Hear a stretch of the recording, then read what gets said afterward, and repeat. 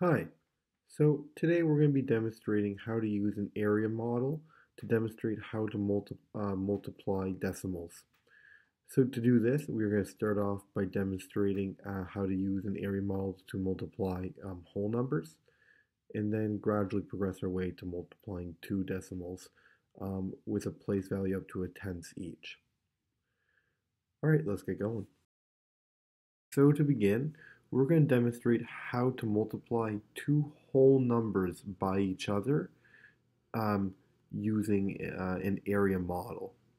So let's just say, for example, we were doing 2 times 3. So to represent each whole number, we are going to use the square tiles. So each of these square tiles represents 1.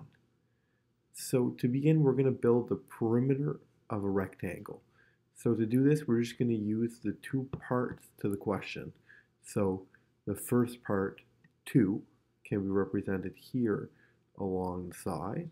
So 2, we can connect it together in order to make a rectangle. And then we can do 3. So 3 would now be the top part going horizontal up top. So going horizontal here, 2, 3. As you can see, since there's already 1 there from the 2, that is also part of the 3. So this one's just an overlap. Now, to find the answer to our question, we need to fill the rest of the area on here with the base 10 blocks. So in order to fill this remaining space and make a rectangle, we can use the square tiles again. So we can place one here, and we can place one here in order to form a rectangle.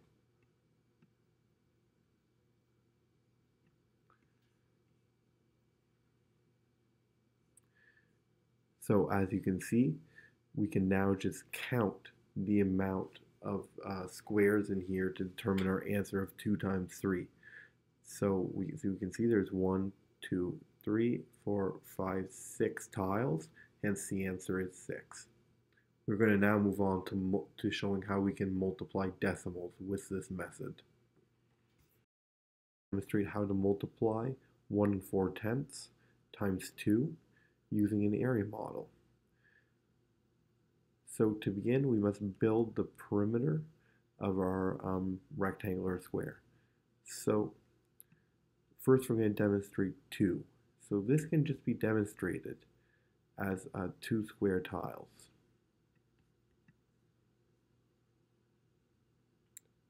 Line that up.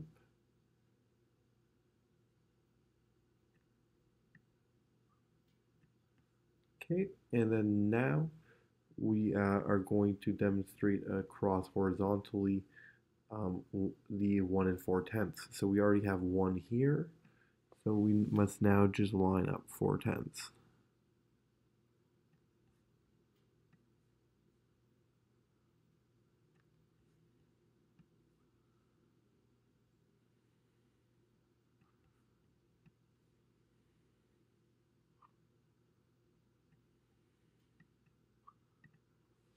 To finish completing our rectangle, we can now just fill in that bottom right hand corner with another 4 sticks to represent 4/10, and with each stick representing 1/10 each.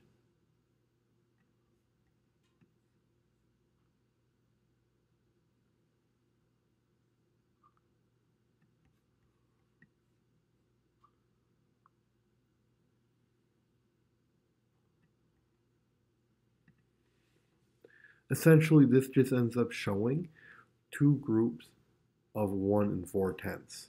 As you can see, you have the 1 square and then the 4 sticks each. To sum up the answer, we must just sum up what we have here in total.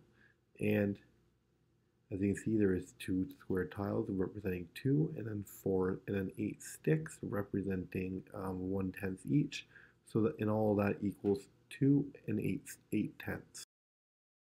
We are now going to demonstrate how to multiply 1 and 1/10 times 2 and 3/10.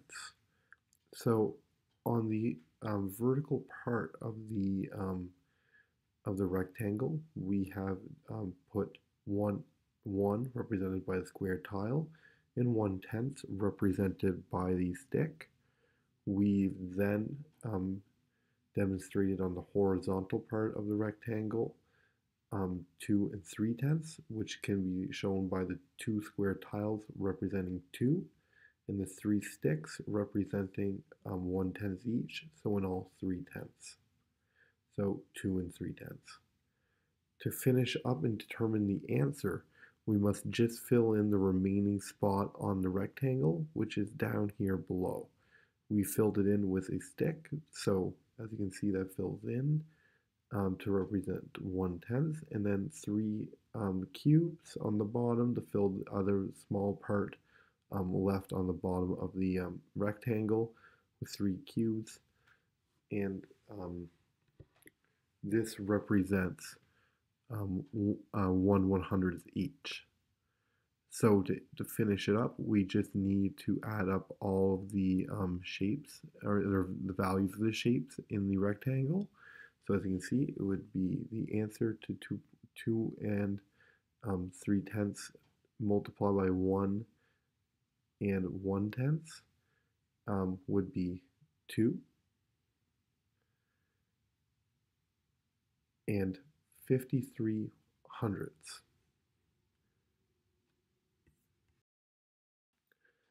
Thank you for listening. So just to sum up, these area models are really interactive and good to use even on technology with Smart Notebook, which some students may prefer. It is a little bit easier, however, to manipulate it physically with the actual blocks. So all in all, it just depends on what the student prefers, whether they prefer working with their hands or prefer work on the computer. Thanks for listening.